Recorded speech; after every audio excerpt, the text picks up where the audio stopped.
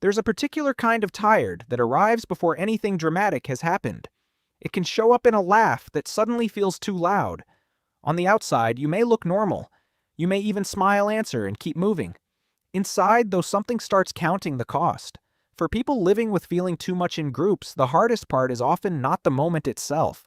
It is the small expectation wrapped around it. Respond, explain, be easy, be available, make everyone comfortable. Other people can misread that response. They may call it distant, complicated, antisocial, oversensitive, or ungrateful. But self-monitoring can grow where belonging once felt conditional. That does not make every retreat healthy, and it does not mean one label explains a whole person. It simply means behavior has a context. Sometimes the thing that looks like a personality flaw is a person trying to create enough room to hear themselves think. Think about the ordinary version of this. You notice the message, the invitation, the question, the expectation. Your body answers before your words do. Your shoulders tighten. You rehearse a reply. You wonder how much of yourself this moment will require.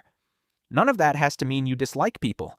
It may mean your attention has already been divided all day, and one more demand feels larger than it looks from the outside. Modern life is especially good at turning small moments into open tabs. A notification can remain emotionally unfinished. A family question can follow you into the kitchen.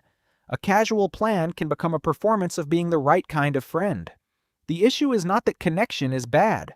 Connection can be nourishing. The issue is that connection without choice can begin to feel like surveillance obligation or a test you never agreed to take. For many adults, this pattern also has a history. Maybe being easy to manage once felt safer than having needs. Maybe the people around you rewarded the version of you that was useful, cheerful, quick, or low maintenance. Maybe nothing was said directly. You simply learned to read the room. Those early lessons do not determine your future, but they can explain why a tiny request now carries an old emotional weight. This is why self-recognition matters more than self-accusation. Instead of asking what is wrong with me, try asking, what exactly is this moment asking me to spend? Energy, privacy, attention, emotional labor. The answer may be surprisingly practical. You may need a quieter evening, a clearer boundary, more time before answering, or a way to connect that does not require performing at full volume. There is also a quiet social pressure around feeling too much in groups. People often treat the visible behavior as the whole story. They see the delayed reply, the shorter answer, the declined invitation, or the careful expression. They do not see the inner math, how much stimulation has already happened, how much responsibility is sitting on the desk, how much emotional weather has been absorbed from other people. A compassionate interpretation does not excuse harm. It makes room for reality. You are allowed to be curious about what helps.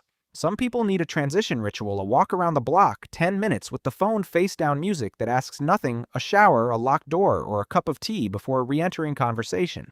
These are not magical fixes. They are small ways of telling your nervous system that one chapter has ended and another can begin.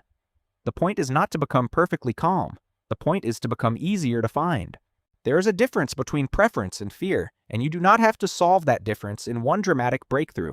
Preference says, this is how I recover. Fear says I am not allowed to be seen. Preference gives you energy back. Fear can make your world smaller. Both can exist in the same person sometimes on the same day. The useful question is not whether you are perfectly healthy. It is whether your choice leaves you more like yourself afterward. That distinction can change how you speak to the people you love. A boundary does not need a courtroom argument. I can't talk right now, but I can tomorrow. I want to come, but I only have an hour. I need a quiet night. Small, honest sentences are not cold. They're often kinder than saying yes while silently disappearing inside the commitment. It can help to stop treating every uncomfortable feeling as a command. Feeling awkward does not always mean you have done something wrong. Feeling tired does not always mean you are lazy. Feeling protective of your time does not always mean you are selfish. A feeling can be a signal, and signals deserve attention. But a signal is not a verdict. You still get to decide what kind of person you want to be in response to it. That is where a little self-trust enters the picture. Self-trust is not the belief that you will always choose perfectly. It is the belief that you can notice your limits, repair when necessary, and try again without turning one difficult moment into a story about your character. When the pressure rises, you do not need a grand explanation for your humanity. You need a pause long enough to choose what is true. People who care deeply are often especially vulnerable to confusing responsibility with total access. They sense a shift in someone's tone, remember the unanswered message, and start writing explanations before anyone has asked for one. Care is valuable, but care without edges can become a full-time job no one assigned you. You can be attentive without being permanently on call. You can be kind without making every other person's comfort your emergency. A more spacious life is usually built through ordinary repetitions. You answer later and survive the discomfort. You name a smaller plan and the relationship remains. You take an evening for yourself and discover that rest does not erase your value. These moments can feel almost too small to count. Yet they are how a nervous system learns a new association. Connection can include choice, and choice can include warmth. The shadow side deserves respect too. When you are tired of being misunderstood, withdrawal can feel wonderfully clean. No explanations, no awkwardness, no chance of disappointing anyone.